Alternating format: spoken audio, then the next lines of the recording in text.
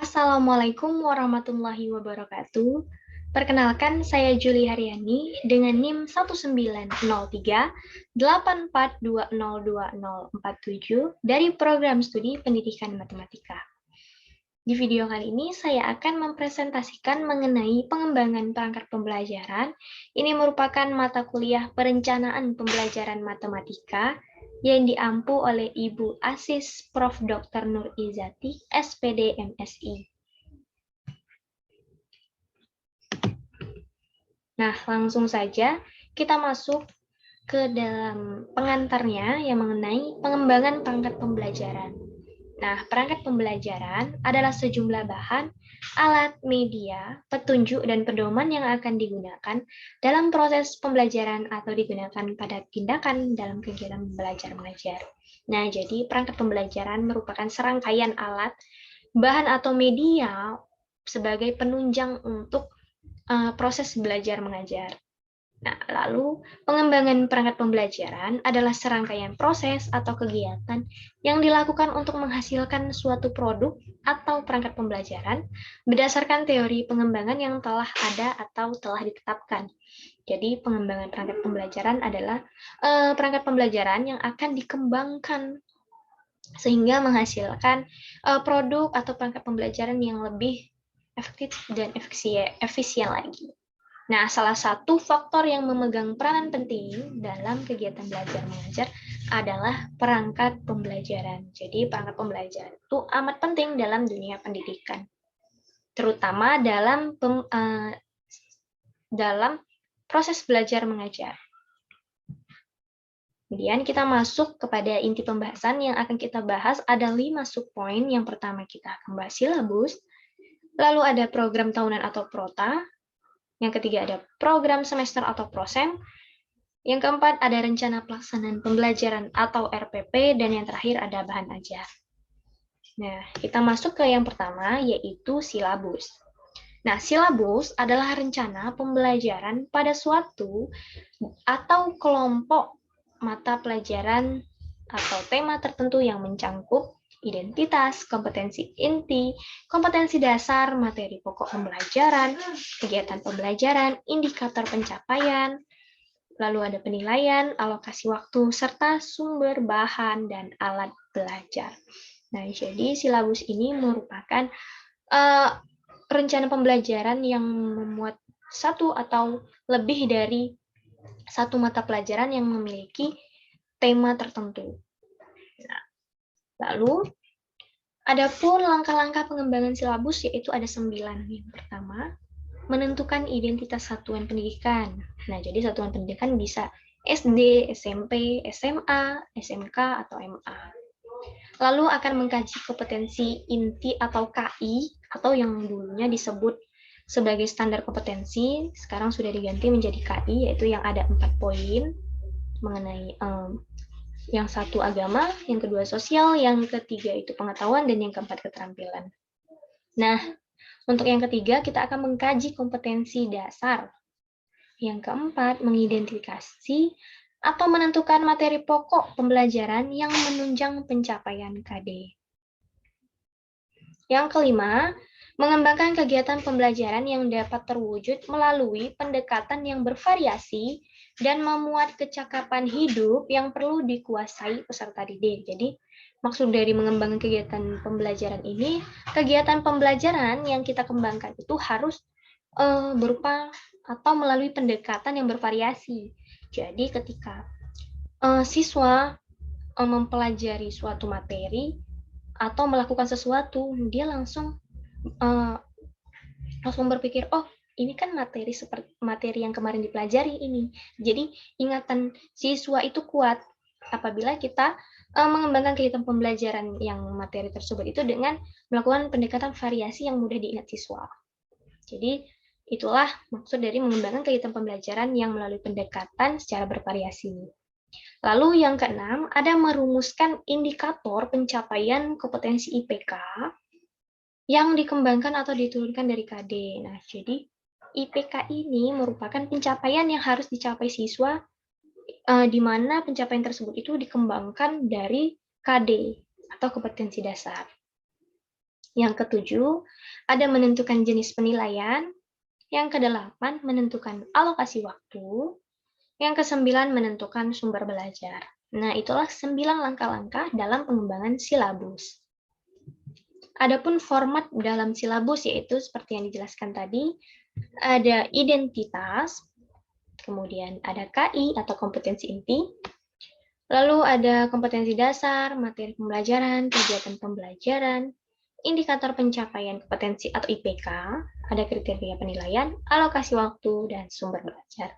Nah, jadi kurang lebih format untuk silabus itu seperti ini. Kita masuk ke program tahunan atau PROTA.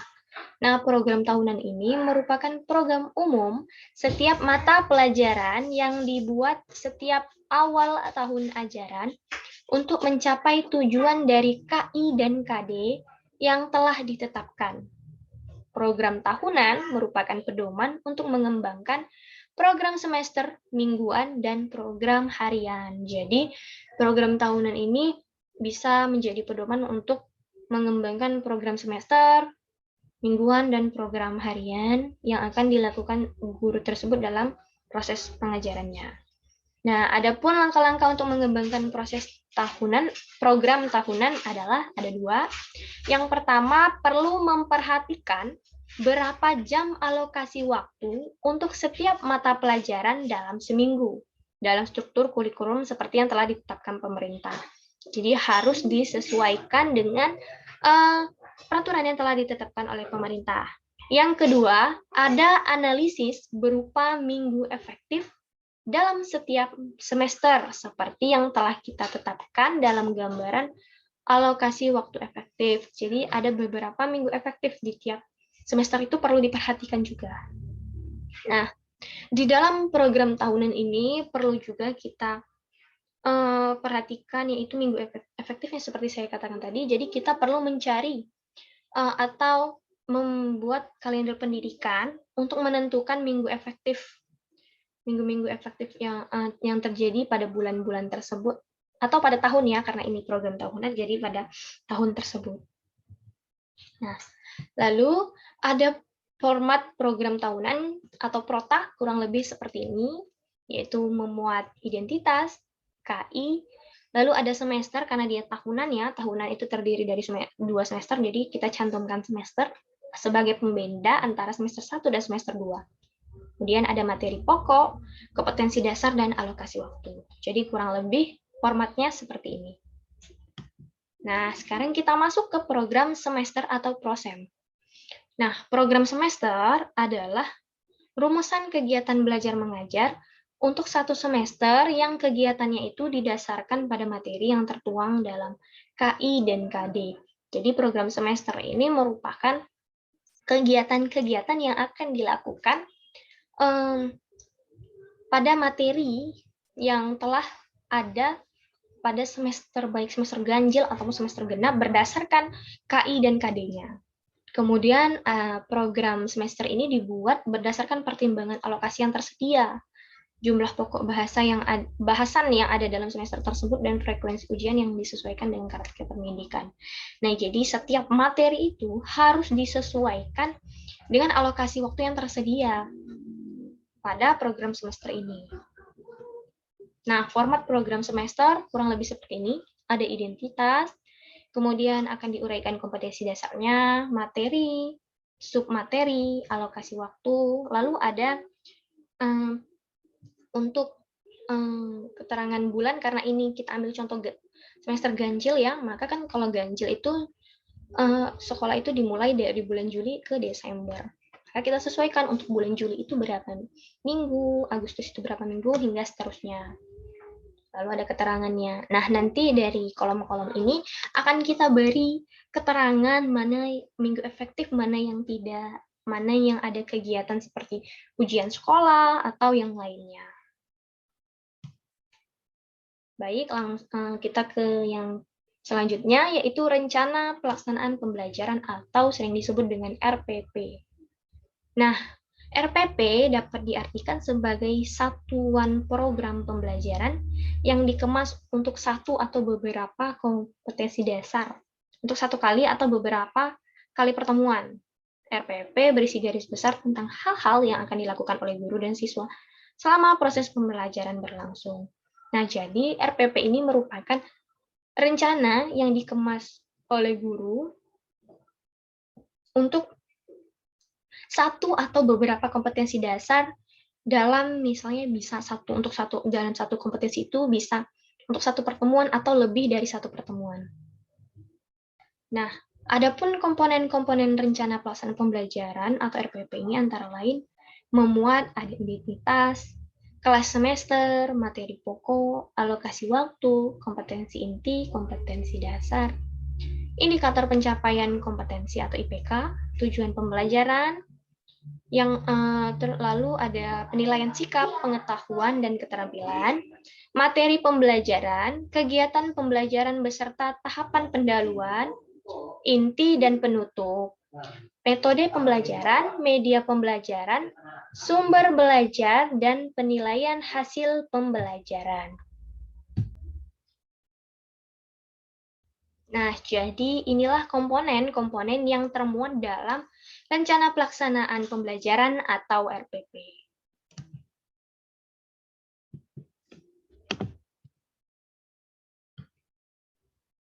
Nah, lalu kita masuk ke bahan ajar, yaitu materi terakhir.